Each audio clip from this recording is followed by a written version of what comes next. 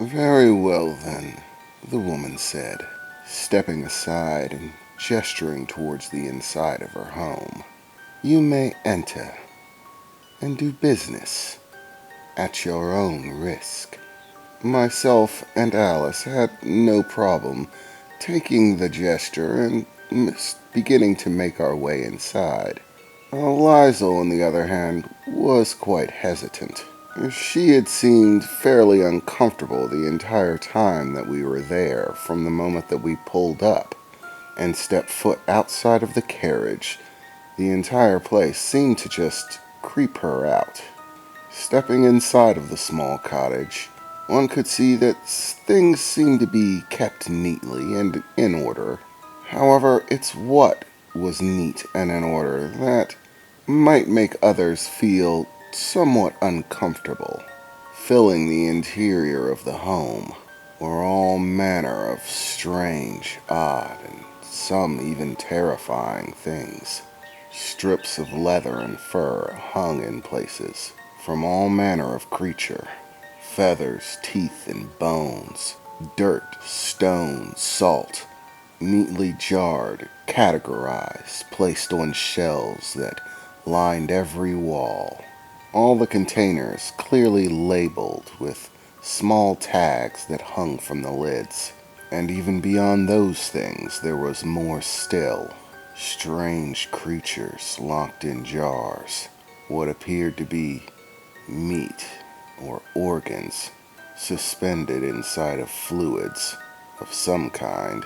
And if that weren't disturbing enough, some of them even appeared as if they were still moving. Small hearts beating in empty jars, as if still living, even though they were no longer a part of whatever they came from. The look on Eliza's face was sheer horror. If you looked closely, you could actually see her shaking. She most definitely did not like this place. Alice, on the other hand, seemed to be filled with a sense of joyful astonishment. Wide-eyed, she stared around the room. Wow, there is so much stuff here. Just look at it all, Reginald. She has a wonderful collection. I wonder how much of it's for sale, Alice said, beginning to run from end of the room to end of the room, looking at all the various jars. Her attention seemed more focused on the ones with meaty parts inside of them, or small creatures, staring at them in joyful amazement as she ran from one place to another. None of these are toys. Touch nothing, the woman said, seeing Eliza shaking and Alice overjoyed. I myself found the entire thing a bit creepy, but I had no time to start drawing lines and questioning morality. This woman was a practitioner of magic. Things being odd and strange is to be expected, and regardless of oddity, I need the goods she provides. I tried my best to remain focused and not be taken back by the environment. After we entered, the woman closed the door and slowly began to make her way to a table where she took herself a nice seat. Crossing her legs and looking about the room, she raised her hand, and with a strange wave of her fingers, as if beckoning, a chair on the other end of the room moved, taking another place beside the table. Now, let us discuss business matters.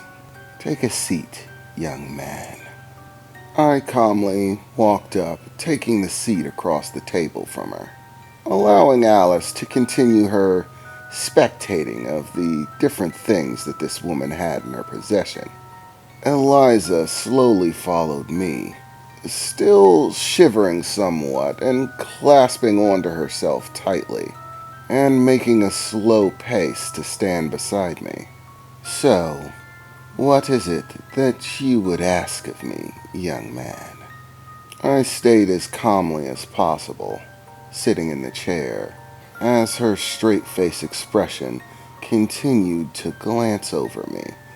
Well, I replied, Quite simply, myself and my colleagues here wish to make a deal, an arrangement to receive magical goods from you, of a wide variety, over an extended period of time. Currently, we do not have any specifics on which magical goods that we need. We're simply in a process of experimentation, trying to understand the materials as best we can, in order to best know how to utilize them. So, in order to have the best idea of what we actually need, we first need to purchase a little bit of everything. Everything we possibly can that has different effects and uses. After some time passes and we've completed our studies, our orders might become more selective, needing more specific things. However, that will come in due process.